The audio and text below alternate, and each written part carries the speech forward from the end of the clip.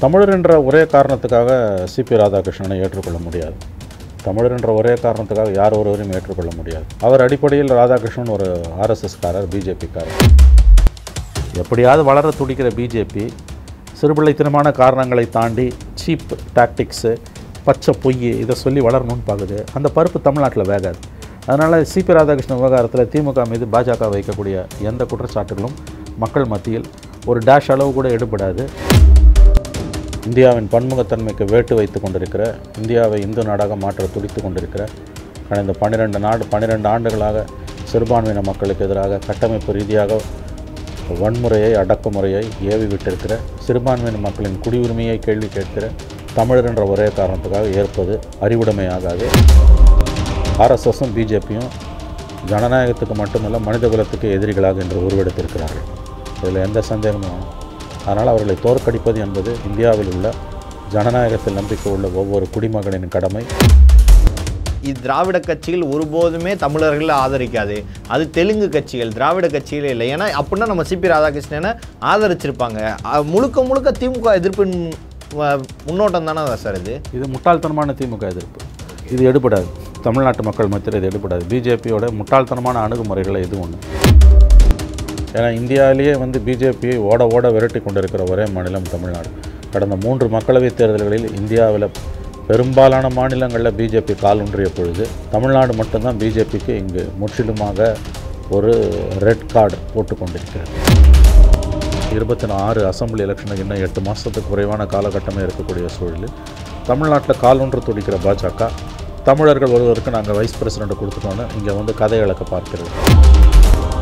ஜெய்சங்கரும் நிர்மலா சீதாராமனும் நாங்கள் தமிழர்கள் என்று இதுவரை எங்கேயாவது ஒரு இடத்துல கடந்த இந்த 7 ஆண்டுகளில் சொல்லியிருக்காங்களா? அப்புறம் திடீர்னு ராதாகிருஷ்ணன் உள்ள பாசம் அப்படியே பொத்துக்கிட்டு வருது உனக்கு. சிபி ராதாகிருஷ்ணன் இவங்க கண்டிப்பாக வெற்றி வாய்ப்பு அதிகம் சார். அப்படி இருக்கும்போது இவங்க ஏன் சார் திமுக ஒரு அடைக்கலம் தேடுறாங்க? அதுதான் நல்ல பாயிண்ட். அது என்னென்னா திமுகவை கவுக்க பார்க்குற வேலை, இது திமுகவை லாக் பண்ணுற வேலை.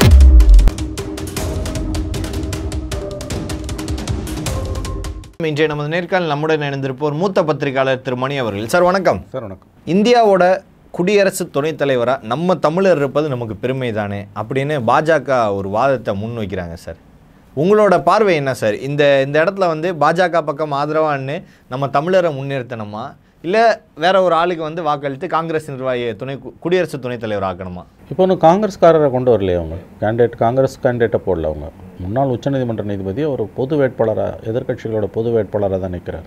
இந்தியா கூட்டணியோட பொது வேட்பாளர் ஓய்வு பெற்ற நீதிபதி சுதர்சன் ரெட்டின்னு நினைக்கிறேன். தமிழர் என்ற ஒரே காரணத்துக்காக சிபி ராதாகிருஷ்ணனை ஏற்றுக்கொள்ள முடியாது. தமிழர் என்ற ஒரே காரணத்துக்காக யார் ஒருவரையும் ஏற்றுக்கொள்ள முடியாது. அவர் அடிப்படையில் ராதாகிருஷ்ணன் ஒரு ஆர்எஸ்எஸ்காரர், பிஜேபிக்காரர். ஆகவே அவரை நாம் முற்றிலுமாக நிராகரிக்க வேண்டும். இதில் எந்த குழப்பத்துக்கும் இடமே கிடையாது. இந்தியாவின் பன்முகத்தன்மைக்கு வேட்டு வைத்து கொண்டிருக்கிற, இந்தியாவை இந்து நாடாக மாற்ற துடித்து கொண்டிருக்கிற, கடந்த 12 ஆண்டுகளாக சிறுபான்மையின மக்களுக்கு எதிராக கட்டமைப்பு ரீதியாக வன்முறையை, அடக்குமுறையை ஏவி விட்டிருக்கிற, சிறுபான்மையின மக்களின் குடியுரிமையை கேள்வி கேட்கிற, கூடியவரை சிறுபான்மையின மக்களை வாக்காளர் பட்டியலிருந்து நீக்கி கொண்டிருக்கிற பாரதிய ஜனதா கட்சிக்கும் அதனுடைய தாய் ஸ்தாபனமான ஆர்எஸ்எஸுக்கும் நெருக்கமானவர் மட்டுமல்ல, அதனுடைய உறுப்பினராகவும் கடந்த 50 ஆண்டுகளுக்கும் மேலாக இருக்கக்கூடிய ஒருவரை தமிழர் என்ற ஒரே காரணத்துக்காக ஏற்பது அறிவுடைமையாகாது. அப்படி நீங்கள் ஏற்க வேண்டும் என்று யாராவது நம்மை பற்றி சொன்னால் நாம் அவர்களுடைய கோரிக்கையை முற்றிலுமாக நிராகரிக்க வேண்டும். ஆர்எஸ்எஸும் பிஜேபியும் ஜனநாயகத்துக்கு மட்டுமல்ல மனிதகுலத்துக்கு எதிரிகளாக என்று உருவெடுத்திருக்கிறார்கள். இதில் எந்த சந்தேகமும் வேணும். அதனால் அவர்களை தோற்கடிப்பது என்பது இந்தியாவில் உள்ள ஜனநாயகத்தில் நம்பிக்கை உள்ள ஒவ்வொரு குடிமகனின் கடமை, ஒவ்வொரு அரசியல் கட்சியின் கடமை. இந்தியா கூட்டணி மீது நமக்கு வேறு விமர்சனங்கள் இருந்தாலும் இந்த விஷயத்தில் இந்தியா கூட்டணியின் கருத்து தான் சரியான கருத்து. திமுகவும் மிகச்சிறந்த முடிவை இந்தியா கூட்டணியின் சார்பாக எடுத்திருக்கிறது. ஆகவே சிபி ராதாகிருஷ்ணனை தமிழர் என்ற ஒரே காரணத்துக்காக ஆதரிக்க வேண்டும் என்று கூறுவது அறிவுடைமை ஆகாது. அது முட்டாள்தனமான வாதம். அதை நாம் முழுவதுமாக நிராகரிக்க வேண்டும். திடீரென்று பாஜகவுக்கு ஏன் இவ்வளோ பாசம் தமிழர்கள் மேலே? நல்ல கேள்வி. ஏன்னா இந்தியாவிலேயே பிஜேபியை ஓட விரட்டி கொண்டிருக்கிற ஒரே மாநிலம் தமிழ்நாடு. கடந்த 3 மக்களவைத் தேர்தல்களில் இந்தியாவில் பெரும்பாலான மாநிலங்களில் பிஜேபி கால் ஊன்றிய பொழுது தமிழ்நாடு மட்டும்தான் பிஜேபிக்கு இங்கு முற்றிலுமாக ஒரு ரெட் கார்டு போட்டு கொண்டிருக்கிறது. 2014 எலெக்ஷனில் ஜெயலலிதா இருந்தபோது மோடியா லேடியான்னு கேட்டு 37 சீட் ஏடிஎம்கே ஜெயிச்சது. அப்போ தப்பி தவறி பொன் ராதாகிருஷ்ணன் பிஜேபி ஜெயித்தார், அன்புமணி ஜெயித்தார். பிஜேபிக்கு ஒரு பிரதிநிதித்துவத்தை தமிழக மக்கள் கொடுத்தார்கள். 2019 அந்த பாவத்தையும் தமிழ்நாடு செய்யவில்லை, 24 செய்யவில்லை. 24 அந்த பாவத்துக்கு பரிகாரமாக ஒட்டுமொத்த 40 இடங்களையும் இந்தியா கூட்டணி வெற்றி பெற்று பாஜகவை புறமுதுகிட்டு ஓட வைத்தது. அதனால் இந்தியாவில் அவங்களால கால் ஊன்ற முடியாத ஒரே மாநிலம் தமிழ்நாடு. வேறு எந்த மாநிலத்திலையுமே இந்த அளவுக்கு பாஜக எதிர்ப்பு இல்லை. இங்கே தெருவில் இருக்க ஒரு லேம்ப் போஸ்ட்டை கேட்டால் கூட அது ஆன்டி பிஜேபின்னும். இங்கே இருக்கக்கூடிய மக்கள் அடிப்படையில் மதசார்பற்றவர்கள், அதை நாம் புரிந்து கொள்ள வேண்டும். இந்த கட்சிகள் மதசார்பற்றவையாக இருப்பதாக மக்கள் மதசார்பற்றவர்களாக இல்லை. மக்கள் மதசார்பற்றவர்களாக இருப்பதால் இந்த கட்சிகள் வேறு வழி இல்லாமல் மதசார்பற்றவர்களாக இருக்கிறார்கள். அதை எப்படியாவது உடைக்கணும்னு அவங்க பார்க்குறாங்க பிஜேபி. எப்படியாவது தமிழக மக்களின் நன்மதிப்பை பெற வேண்டும். அது 26 அசம்பிளி எலெக்ஷனுக்கு இன்னும் 8 மாதத்துக்கு குறைவான காலகட்டமே இருக்கக்கூடிய சூழலில் தமிழ்நாட்டில் கால் ஒன்று துடிக்கிற பாஜக தமிழர்கள் ஒருவருக்கு நாங்கள் வைஸ் பிரசிடெண்ட்டை கொடுத்துட்டோன்னு இங்கே வந்து கதை இழக்க பார்க்கிறது. இதில் இருக்க முரண்பாடை நீங்கள் பார்க்கணும். தமிழர்கள் பிரிவினையை பேசக்கூடியவர்கள், தமிழர் இனம்னே ஒன்று கிடையாது, இதெல்லாம் வெள்ளைக்காரன் கொண்டு வந்தது. அதிகப்படியான பிரிவினையை பேசக்கூடியவர்கள் தமிழர்களும் பஞ்சாபில் இருக்கக்கூடியவங்களும் அப்படின்னு 2025 இந்த ஆண்டு மார்ச் மாதம் ஆர்எஸ்எஸ் தலைவர் ஹெகடேவாரோட பிறந்தநாள் விழாவில் அப்பொழுதைய மகாராஷ்டிரா ஆளுநராக இருந்த சிபி ராதாகிருஷ்ணன் பேசினார். இதுதான் அவங்களோட கருத்தை. இன்றைய வேட்பாளராக இருக்கக்கூடியவர் தமிழர் என்ற அடையாளமே வந்து இந்திய அடையாளத்துக்கு எதிரானதுன்னு பேசக்கூடிய பிஜேபி இன்றைக்கி தமிழர் என்ற அடையாளத்தை வச்சு ஒரு தமிழருக்கு ஓட்டு போடுங்க என்று கேட்பது மாதிரியான வெக்கக்கேடான காரியம் எதுவுமே இருக்க முடியாது. கடந்த ஆண்டு ஒரிசா சட்டமன்ற தேர்தலில் அங்கே பாண்டியன் என்ற ஒரு ஐஏஎஸ் அதிகாரி நவீன் பட்நாயக் நெருக்கமாக இருந்தார். அவர் தான் ஒரிசாவை ஆள்றாரு. ஒரு தமிழர் உங்களை ஆளலாமான்னு வெக்கமே இல்லாமல் அமித்ஷா போய் அங்கே முழங்கினார். உங்கள் பணத்தெல்லாம் கொள்ளடிச்சு தமிழ்நாட்டுக்கு எடுத்துகிட்டு போகிறாங்க, பூரி ஜெகநாதர் கோயில் சொத்தெல்லாம் தமிழ்நாட்டில் இருக்குன்னு தமிழ்நாட்டுக்கு எதிராக தமிழர்களுக்கு எதிராக பேசிய வாய் தான் பிஜேபி வாய்.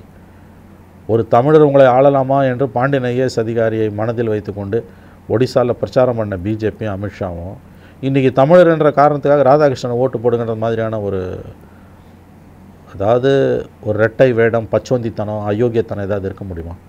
இந்தியர்ன்ற காரணத்துக்காக ஓட்டு போடுன்னு கேளு, தமிழர்ன்ற காரணத்துக்காக ராதாகிருஷ்ணனுக்கு ஓட்டு போடுன்னு பிஜேபி கேட்குதுன்னா அதை விட நகைப்புக்குரிய விஷயம் வேறு எதுவுமே கிடையாது. யாராவது கேட்டால் வாயால் சிரிக்க மாட்டாங்க. அந்த மாதிரியான ஒரு முரண்பாடு இது. உன் வாய் தான் சொல்லிச்சு ஒரு தமிழர் உங்களை ஆளலாமான்னு ஒரிசாவில் போய். தமிழர்னு சொன்னாலே பிரிவினைவாதன்னு பேசக்கூடியவங்க அவங்க யார்? பிஜேபிக்காரர்கள். அப்புறம் இப்போ என்ன தமிழர் என்று உனக்கு நான் ஓட்டு போடணும் வந்து கேட்குறேன். நீ தான் தமிழர் என்ற அடையாளமே இந்தியர் என்ற அடையாளத்துக்கு எதிரானது என்ற கொள்கையை உடையவர்கள் நீங்கள். தமிழ்நாடு என்ற பேரை கூட தமிழகன்னு மாற்றணும்னு பேசினவங்க. மொழி வழி மாநிலங்களை உருவானதை இன்று வரையில் ஏற்றுக்கொள்ளாத ஆர்எஸ்எஸும் அதனுடைய உறுப்பினரான ராதாகிருஷ்ணனையும் தமிழ்நாட்டு மக்கள் எப்படி ஆதரிக்க முடியும்? தமிழ்நாட்டில் பிறந்தார், தமிழ் தாய்மொழியாக இருக்கின்ற காரணத்துக்காக யாரை வேணால் நம்ம ஒன்றும் ஆதரிக்க முடியாது. அதை விட ஒரு தவறான முட்டாள்தனமான எண்ணம் வேறு எதுவுமே இருக்க முடியாது. அது குறிப்பாக பாஜகக்காரர்களே ஆதரிக்க முடியாது. நான் தமிழன்னு அவங்க பெருமையாக இது வரைக்கும் எங்கே சொல்லியிருக்காங்க? இப்போ மோடி வந்தப்போ தானே கதை அழகிறாங்க. இந்தியர்கள் தானே சொல்லுவாங்க, இந்தியன் தானே சொல்லுவாங்க. தமிழர்னு எங்கே சொல்லுவாங்க? ஜெய்சங்கரும் நிர்மலா சீதாராமனும் மத்திய அமைச்சர்கள், பவர்ஃபுல் மினிஸ்டர்ஸ், வெளியுறவுத்துறை அமைச்சர், நிதி அமைச்சர், அவங்க 2 பேரும் தமிழ்நாட்டை சார்ந்தவங்க, தமிழை தாய்மொழியாக கொண்டவங்க. ஒருத்தர் வட இந்தியாவில் வளர்ந்தார், இன்னொருத்தர் நிர்மலா ஆந்திராவில் வளர்ந்தாங்க. அவங்க 2 பேரும் தங்களை தமிழர்கள் இந்த வரைக்கும் என்றைக்காக சொல்லியிருக்காங்க? ஒரு நாள் அவங்களோட அகராதியில் சொன்னதே இல்லை. ஜெய்சங்கரும் நிர்மலா சீதாராமனும் நாங்கள் தமிழர்கள் என்று இதுவரை எங்கேயாவது ஒரு இடத்துல கடந்த இந்த 7 ஆண்டுகளில் சொல்லியிருக்காங்களா? அப்புறம் என்ன திடீர்னு ராதாகிருஷ்ணன் மேலே பாசம் அப்படியே பொத்துக்கிட்டு வருது உனக்கு?